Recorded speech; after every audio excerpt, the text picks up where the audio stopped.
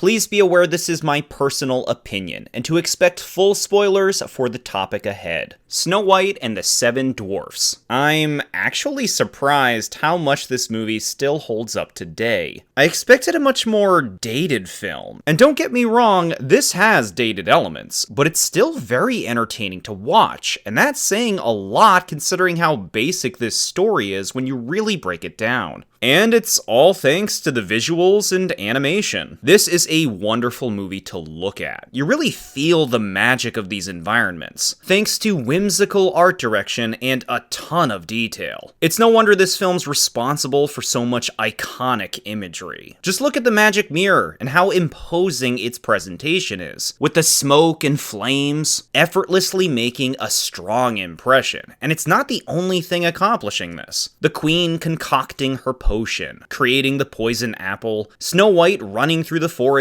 with horrifying faces surrounding her, even just watching the house being cleaned, and the dwarfs washing up. Everything's presented with so much care, it's hard to take your eyes off of it. And I haven't even gotten to the character animation. Everyone's just so expressive. You feel the emotion from even the tiniest animal. Watching the cast run around and play off each other has so much life to it. A lot of care was clearly put into every movement. As for the plot, not a lot really happens in this movie when you look at the overall story, especially considering its length. You could trim 10 to 20 minutes off this film without losing much. A lot of time spent watching shenanigans, but what's remarkable is despite all of the nonsense, it remains engaging anyway because the animation's just that captivating. The movie's paced really well too. I never found myself getting bored. Characterization's well done for the major players. Snow White's a lot more capable than I remember. She's very direct and confident when talking to the dwarfs, and can even cook, clean, and dance. She does have a very naive nature, what with believing the whole song and dance about a wish-granting apple from a clearly suspicious woman, but I can sympathize with the mentality of a dreamer, so I actually found this trait convincing and kind of endearing. The dwarfs themselves don't have much distinction from each other. Grumpy and Dopey stand out the most, but otherwise they're not varied much beyond their quirks. Though it's impressive they manage to stand out from one another as much as they do, mostly thanks to clever aesthetic design. I also like how believable it is that they appreciate Snow White. Seeing them all teary-eyed with their hats off at her funerals, tragically adorable. You really feel the emotions in this scene, and again, I'm giving it up to their expressiveness. Nothing tops the evil queen when it comes to emotions though. Man, does she have a presence. And one heck of a memorable design, both her queen and hag forms. There's something so palpable about her bitterness towards Snow White that it just makes her a joy to witness whenever she's on screen. Nearly every scene she's present in feels suspenseful in some way, and she really does feel dangerous. She also suffers one of my favorite punishments a Disney villain's ever met with. I guess I'll mention the prince Snow White falls for, but he's really just a tool for the plot to tie everything up nicely at the end. He's not even named in the movie, and just shows up to sing briefly and kiss a dead body. I can't say I'm surprised he's not a beloved character. Oh, and shout out to just how freaking adorable these forest critters are. This film has a nice soundtrack, though it's a little tame. Someday My Prince Will Come has a nice tune to it, but one song's my favorite piece. And I do like I'm Wishing and Whistle While You Work. Hi-Ho's just okay, but I do like the part when they're singing while working in the mine. That pretty much covers it. Snow White and the Seven Dwarfs is surprisingly easy to watch and enjoy today. Its strengths clearly lie in its expressive animation and memorable moments, and when it's accepted for just being that, it's a lot of fun. It's a strong first movie to start this whole Disney animated feature film series, and proves even something made this long ago can still be enjoyable to watch today. Thank you so much for watching. If you liked this video, consider becoming a member of the channel to access various perks and support me and my videos. And feel free to let me know in the comments any movies or shows you'd be interested to hear my thoughts on. Next month, I'll be reviewing Disney's Pinocchio. Until then, be well everyone, and I'll see you next time.